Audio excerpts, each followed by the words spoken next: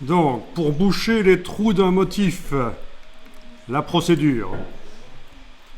Donc, il faut d'abord dire il existe une procédure qui consiste à déplacer le motif du nuancier vers le plan de travail, puis dupliquer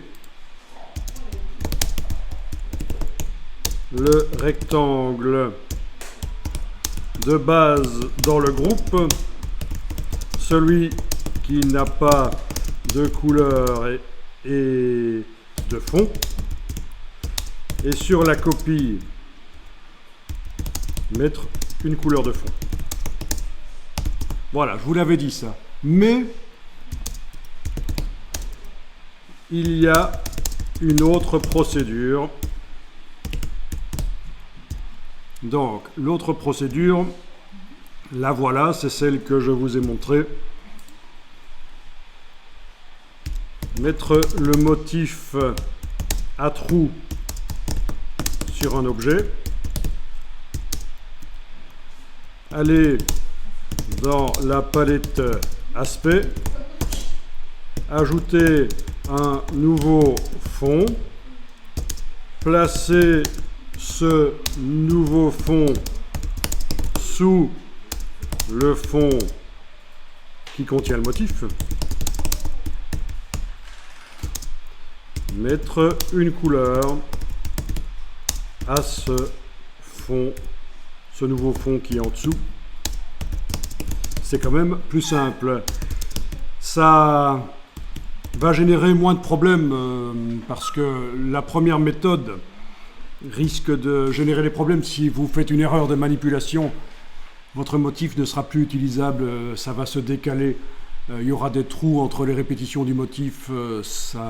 Donc je vous conseille plutôt la deuxième méthode en fait. Et donc voilà, vous l'avez de manière écrite ici.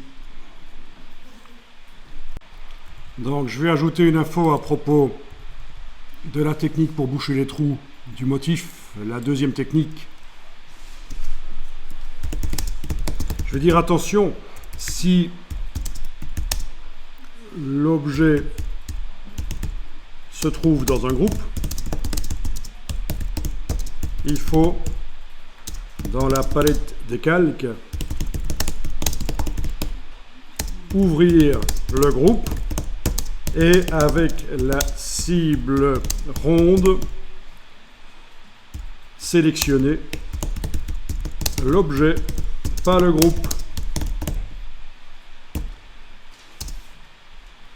La flèche de gauche sélectionne le groupe.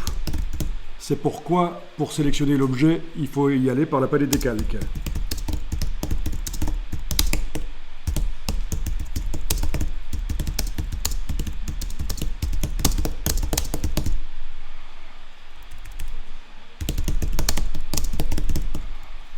Voilà. Et dans le cas de notre exercice, il y a un objet qui est dans un groupe.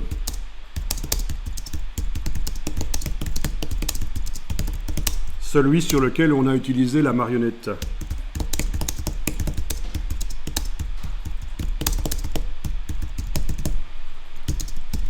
C'est Illustrator qui a mis l'objet dans un groupe sans vous le demander.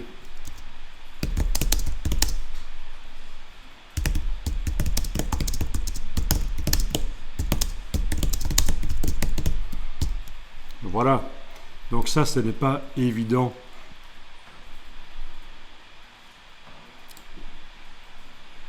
Ce n'est pas nécessairement évident pour tout le monde. Illustrator n'est pas un logiciel extrêmement facile finalement.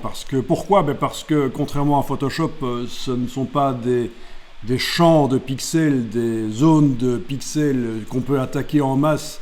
C'est plus un peu de l'orfèvrerie, c'est plus des petits objets qu'il faut manipuler. Déjà, il faut les sélectionner pour indiquer qu'on travaille sur eux. Ensuite, il faut bien les traiter, quoi, avec les techniques qui conviennent. Donc, Illustrator est un peu plus complexe que Photoshop quand même. Et ça, même si on se limite aux techniques de base pour débutants. Voilà. Mais je vous précise quand même que la formation que vous avez là vous parle des outils qui permettent d'être créatif facilement. Je ne vous explique pas Illustrator comme il existait il y a 15 ou 20 ans, avec beaucoup moins d'outils utiles pour la créativité. Le travail était plus long, plus difficile, parce qu'il y avait moins d'outils en fait. Vous voyez, anciennement, moins d'outils, plus long, plus difficile. Maintenant, plus d'outils, c'est plus rapide pour faire les choses, mais il faut apprendre ces nouveaux outils.